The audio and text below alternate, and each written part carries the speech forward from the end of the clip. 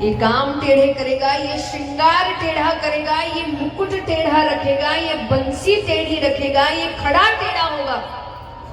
तो नाम भी ऐसा रखते हैं जिसको कहने में जीभ को टेढ़ा करना पड़े। तो भगवान का नाम रखा गया कृष्ण। कृष्ण कहने में जीभ घूमती है। कहो कृष्ण। घूमी? जिनकी नहीं घूमी आप अच्छे से बोल नहीं रहे। अगर उच्चारण सही दोगे तो जीभ घूमती है। कृष्ण, तो भगवान का नाम कृष्ण रखा है। बोलिए कृष्ण कन्हैया लाल की। सुबह जाते थे, शाम को वापस आते थे, तो भगवान कहते कि मैं बड़ा हो गया हूँ। यशोदा मैया कहती कहाँ बड़ा हो गया, छोटा सा तो है भी। भगवान कहते रहे नहीं नहीं, मैं बहुत बड़ा हो गया हूँ। बच्चों की आदत होती है, जो छोटे बच्चे हैं ना, उनको बड़ा अच्छा लगता है कि आप उनको बड़ों जैसे काम दो, उनको जिम्मेदारियां दो, उनको बड़ा होना बड़ा अच्छा लगता है। बचपन में हर बच्चा देखिए उसको कहना मुझे बड़ा होना है, मुझे बड़ा होना है। बड़े होने के बाद समझ में आता है गलती कर दी, बच्चे ही अच्छे थे। और यहाँ पर इसको दूसरी तरफ देखा जाए तो मनुष्य हमेशा उसके पास जो होता है ना उससे दुखी रहता है। उसको जो पास है वो नहीं चाहिए, जो नहीं है वो चाहिए। तो एक बच्चे को बड़ा होना है और जो बड़ा हो गया उसे फिर बच्चा बना। मनुष्य के पास जो होगा वो उससे कभी भी खुश नहीं रहेगा। तो भगवान कहते हैं कि मैं बड़ा हो गया हूँ, अब मैं गैया चराने जाऊंगा। यशोदा मैया कहते हैं अच्छा ठीक है चले जाना, पर जूतियां पहन कर जाना, कांटे चुभ जाएंगे। भगवान कहते हैं मैं जूतियां पहनूंगा, जितनी गैयाएं हैं सबके लिए जूतियां बनाऊंगा। अच्छा यशोदा मैया ने कहने में कह दिया, अरे पशु भी कभी जूतियां पहने। पशु कहते ही भगवान रोने लगे। अरे यशोदा मैया कही क्या हो गया, मैंने कुछ गलत कहा क्या? भगवान कहते वो सिर्फ पशु नहीं है, उसको सिर्फ पशु नहीं कहते। आज अपनी माता के दूध के बाद अगर किसी का दूध सबसे ज्यादा गुणकारी माना जाता है तो गैया का दूध माना जाता है, इसीलिए उसको माता का स्थान दिया गया। तो भगवान कहते हैं कि वो सिर्फ पशु और गैया की हर चीज उपयोगी है, हर चीज। मैं हमेशा एक बात कहती हूँ कि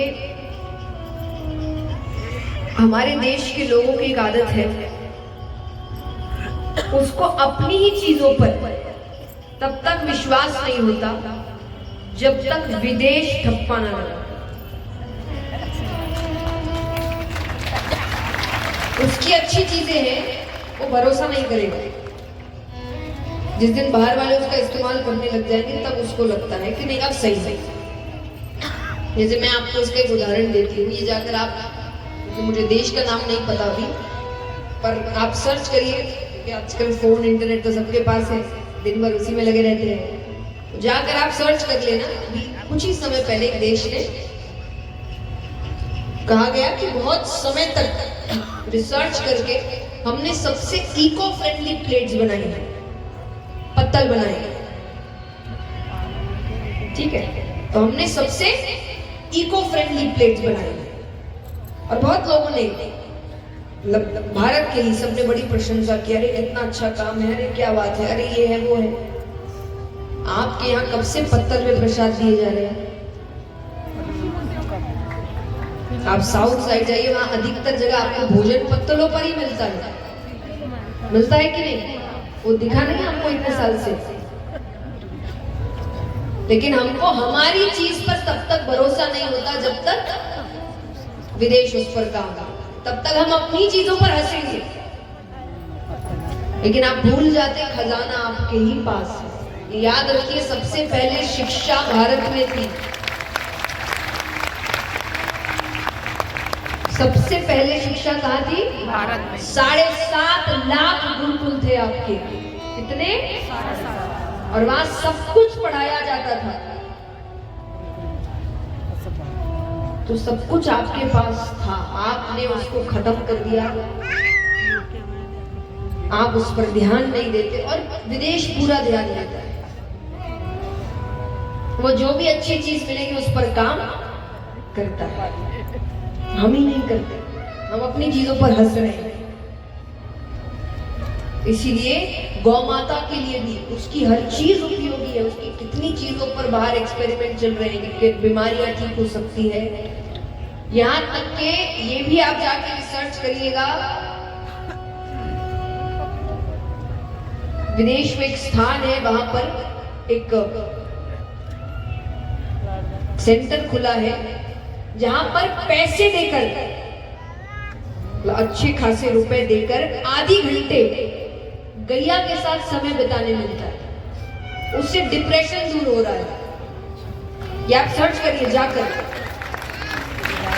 तो विदेशी आधे घंटे के लिए पैसे दे रहे हैं सिर्फ गैया के साथ समय बिताने का, उसको गले लगा रहे हैं, उसको अपने पास मिला रहे, बोले उससे वो खुश हो रहे हैं, उनका डिप्रेशन खत्म हो रहा है, उनका स्ट्रेस खत्म हो रहा है। और यही अभी हम कहते हैं कि गैया के सर पर हाथ फेरने से अच्छा लगता है, तो हंसने लग जाते हैं।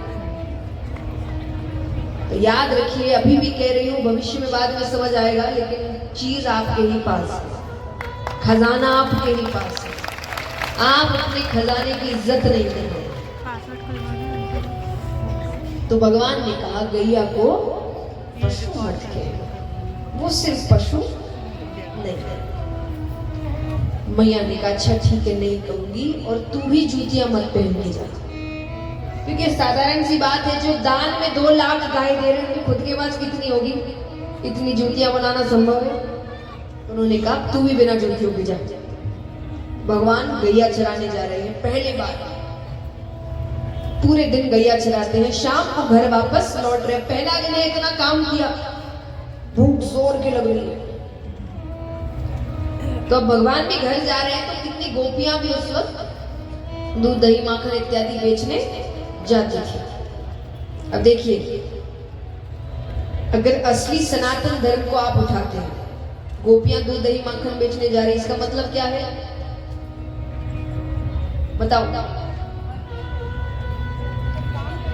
काम कर रही है, वो भी काम करती थी। आपके धर्म ने तो नहीं सिखाया कि घर में बांध के रखना चाहिए।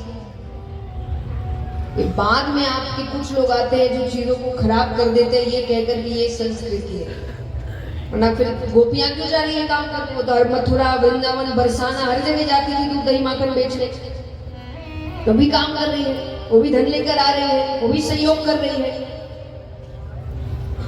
तो वो सब दूध दही माखन बेचने जा रही है, वापस आ रही, आने का समय है।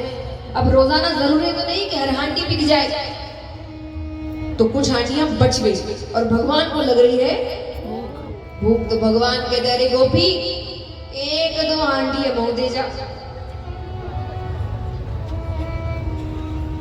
गोपियां भगवान को बहुत छेड़ती थी, तंग करती थी, किस बात पे? कि भगवान का रंग सांवला था। अब ऐसा नहीं कि उनको सांवले रंग से दिक्कत थी, यशोदा मैया गोरी थी, बलदाऊ भैया गोरे थे, नंद बाबा गोरे थे, सिर्फ भगवान अलग रंग के थे। तो वो भगवान से कहती थी कि तू इनका बेटा ही नहीं है, मुझे उठाकर लेके आए। तो भगवान ने जब कहा कि माखन देने के लिए, गोपी कहती है क्यों, क्या रिश्ता है हमारा तुमसे? बोले अरे मैं नंदराय का छोरा हूँ। बोले हमें तो नहीं लगता।